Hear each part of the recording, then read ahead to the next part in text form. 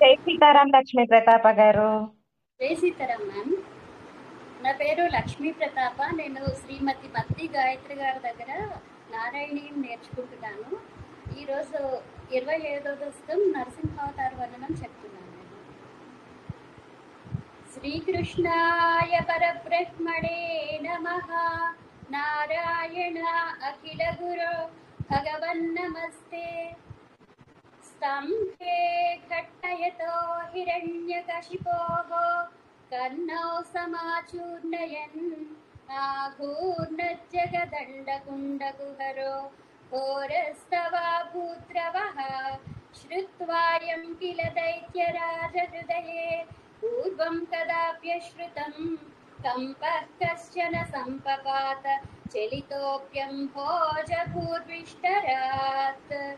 दैत्ये दिक्षु विसृष्टचक्षुषि महासंरम्भिणिस्तम्भतः सम्भूतं न मृगात्मकं न मनुजाकारं वपुस्ते विभो। किं किं भीषणमेतदद्भुतमिति युद्धान्तचित्ते सुरे विस्फूर्जत्तवलोग्ररोम विकसत्मर्षासमाजृम्भथाः। तप्तस्वर्णसवर्णघूर्णदतिरूक्षाक्षं सटाकेसरप्रोत्कम्पप्रनिकुम्भिताम्बरमहो जीयात्तवेदं वपुः व्याप्तव्याप्तमहादरी सखमुखं खड्गोग्रवल्गन्महाजिह्वा निर्गमदृश्यमानसुमहातं तप्तस्वर्णसवर्णघूर्णदतिरूक्षाक्षं सटाकेसरप्रोत्कम्पप्रनिकुम्भिताम्बरमहो जीयात्तवेदं वपुः व्याप्तव्याप्तमहादरी सखमुखं खड्गोग्रवल्गन्महाजिह्वा निर्गमदृश्यमानसुमहातं उत्सर्पद्बलिभङ्गभीषणधनुं ह्रस्वस्तवीयस्तरग्रीवं पीवरदोषतोद्गतनखा क्रूरां सुदूरोल्बणं व्योमोल्लङ्घि घनाघनोपमघनप्रध्वाननिर्धावितस्पर्धालुप्रकरं नमामि भवतस्तन्नारसिंहं वपुः। नूनं विष्णुरयं निहन्यमुमिति भ्राम्यद्गदाभीषणं दैत्येन्द्रं समुपाद्रवन्तमकृताः दोर्भ्यां पृथुभ्याममुं। वीरो निर्गलितोदकट्ठफलको गृह्णन् विचित्रश्रमान् व्यावृण्वन् पुनरापपात भुवनग्रासोद्यतं त्वां महो।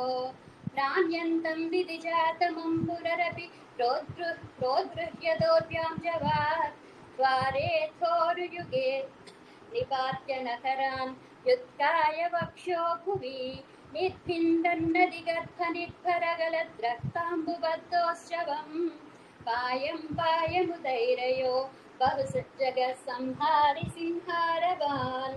त्यक्त्वा तं हतमाशु रक्तलहरी सिक्तोन्नवद्मश्विनी प्रत्युत्पत्य समस्तदैत्यपटलां चागाद्यमाने त्वयि भ्राम्यद्भूमि विकम्पिताम्बुदिकुलं व्यालोलशैलोत्करम्।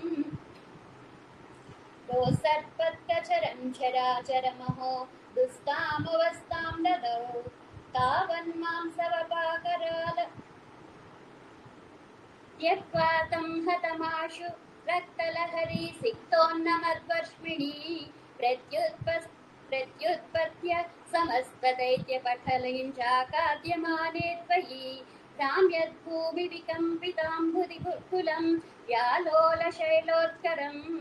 प्रोसर्पत्कचरं चराचरमहो दुस्तामवस्तां ददौ तावन्मांसवपाकरालवपुषं घोरान्त्रमालादरं त्वां मध्ये सवमित्तरोषमुषितं दुर्वारवम् अभ्येतुं न शशाक कोऽपि भुवने दूरे स्थिता भीरवः सर्वे शर्वविरिञ्च वासवमुखाः प्रत्येकमस्तोषत भूयोऽप्यक्षतरोषधां विभवति ब्रह्माज्ञया बालके प्रह्लादे पदयोर्नमत्यपभये कारुण्यभाराकुलः शान्तस्त्वङ्गरमस्य मूर्तिनि समदाः स्तोत्रैरदात्कायतः तस्या कामधियोऽपि ते निधवरं लोकाय चानुग्रहम् एवं नाटितरौद्रचेष्टितविभो